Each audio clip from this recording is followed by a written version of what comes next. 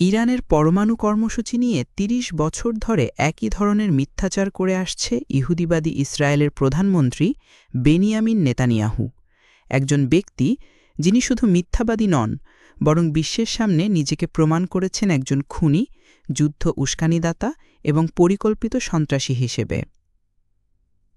১৯৯২ সাল থেকে শুরু করে আজ পর্যন্ত তিনি একটিই কথা বলে যাচ্ছেন: ইরান শীঘ্রই পারমাণবিক বোমা বানিয়ে ফেলবে। ৩ বছর, ৫ বছর, কয়েক মাস সময় বদলেছে, কিন্তু তার মিথ্যা একই রয়ে গেছে। ১৯৯৫ সালে নিজের বই ফাইটিং টেরোরিজমে তিনি লিখেন, ইরান পারমাণবিক বোমা তৈরির দোরগোড়ায়। ২০০২ সালে মার্কিন কংগ্রেসে দাঁড়িয়ে বলেন, ইরান ও ইরাক দুই দেশই গণবিধ্বংসী অস্ত্র বানাচ্ছে। এই মিথ্যাগুলোর ফলেই যুক্তরাষ্ট্র ইরাকে আক্রমণ চালায়, লক্ষ প্রাণের মৃত্যু হয়, অথচ বাস্তবে কোনো পারমাণবিক অস্ত্র বা গণবিধ্বংসী অস্ত্রের অস্তিত্বই পাওয়া যায়নি। ২০০৯ সালে উইকিলিক্স ফাঁস করে নেতানিয়াহু আবার মার্কিন কংগ্রেস সদস্যদের বলেন, ইরান ১-২ বছরের মধ্যেই পারমাণবিক অস্ত্র বানিয়ে ফেলবে। ২০১২ সালে জাতিসংঘে একটি কার্টুন বোমার ছবি দেখিয়ে নাটক করেন, বলেন ইরান পরের গ্রীষ্মেই বোমা তৈরি করে ফেলবে।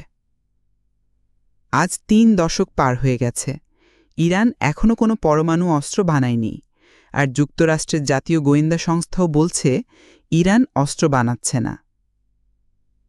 তবুও নেতানিয়াহু আজও একই কণ্ঠে চিৎকার করে যাচ্ছেন, ইরানকে থামাতে হবে, নয়তো তারা কয়েক সপ্তাহ বা কয়েক মাসের মধ্যেই পারমাণবিক শক্তি অর্জন করে ফেলবে। এই কথাগুলো আর কোনো তথ্যের ভিত্তিতে নয়, এটা তার দীর্ঘদিনের এক নাটক।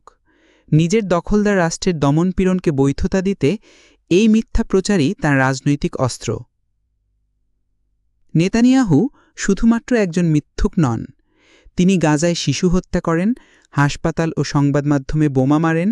তিনি একজন রাষ্ট্রীয় সন্ত্রাসী, যিনি নিরীহ জনগণের রক্তের উপর দাঁড়িয়ে ক্ষমতায় টিকে থাকতে চান। তিনি গণহত্যাকারী, একজন খুনি প্রধানমন্ত্রী যার হাত রাঙা ফিলিস্তিনিদের রক্তে, যিনি নিজের স্বার্থে যুদ্ধ বিক্রি করতে ইরানকে ব্যবহার করেন একটি ছায়ার হিসেবে। এই হল নেতানিয়াহু, একজন প্যাথোলজিক্যাল লায়ার, একজন যুদ্ধসন্ধানী ভণ্ড নেতা এবং মানবতা বিরোধী অপরাধের প্রতীক।